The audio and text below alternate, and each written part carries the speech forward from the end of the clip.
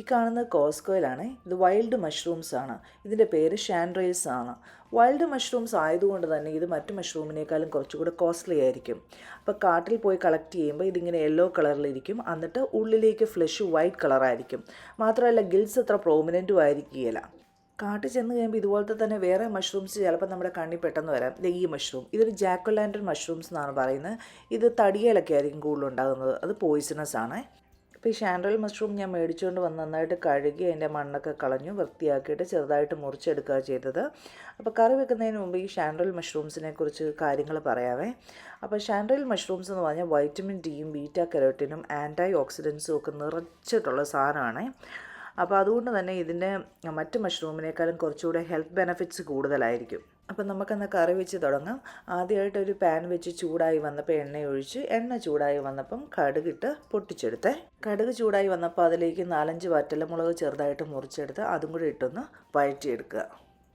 ഇനി ഇതിലേക്ക് അല്പം മഞ്ഞൾപ്പൊടി ചേർത്ത് കൊടുത്ത് ഇളക്കി യോജിപ്പിച്ച ശേഷം നമുക്ക് നമ്മുടെ മഷ്റൂംസ് അങ്ങ് ഇട്ട് കൊടുത്ത് ഫുള്ള് മഞ്ഞൾപ്പൊടിയും മുളകൊക്കെ ആയിട്ട് നന്നായിട്ടൊന്ന് ഇളക്കി യോജിപ്പിച്ച ശേഷം ആവശ്യത്തിന് ഉപ്പും ചേർത്ത് അടച്ചു വെച്ചങ്ങ് വേവിക്കാൻ വെക്കാം.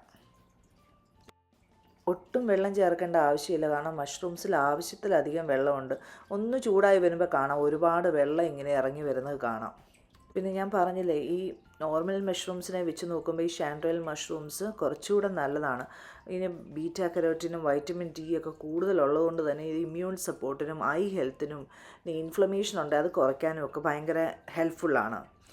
പിന്നെ നമ്മുടെ കോസ്റ്റിൻ്റെ കാര്യം ഞാൻ പറഞ്ഞു.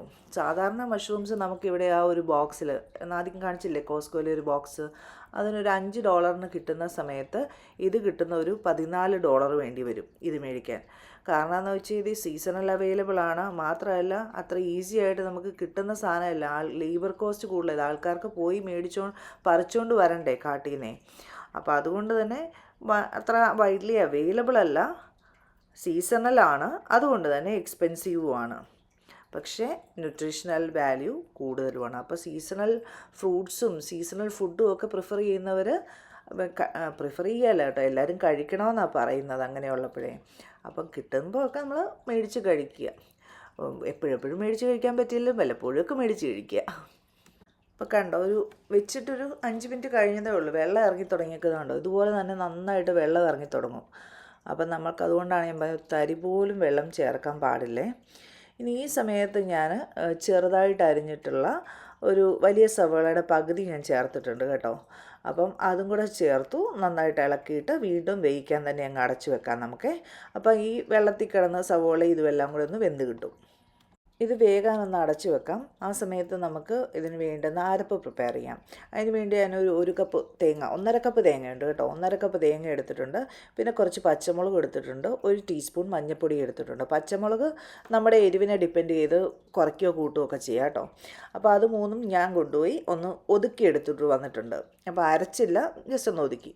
കൂണൊന്നും ഒത്തിരി നേരം വേവിക്കേണ്ട ആവശ്യമില്ലാത്തതുകൊണ്ട് തന്നെ മീഡിയം ടു ഹൈ ഹീറ്റിലായിട്ട് ചെയ്യുന്നത് കേട്ടോ, ആ വെള്ളം ഒന്ന് വറ്റിപ്പോകാൻ വേണ്ടി. അപ്പം നമ്മൾ ഈ അരപ്പ് ചേർക്കുന്ന സമയത്ത് ഒട്ടും വെള്ളം കാണുകയില്ല. ഇനി അരപ്പൊന്ന് ചേർക്കുക, എല്ലാം ഒന്ന് ഇളക്കി യോജിപ്പിക്കുക.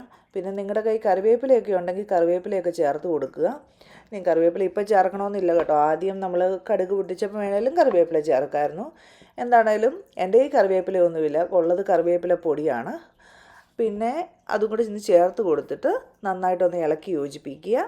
എന്നിട്ട് അടച്ചു വെച്ചിട്ട് നമുക്ക് ഒരു ലെസ് ദാൻ 5 മിനിറ്റ്സ് വെച്ചാൽ മതി.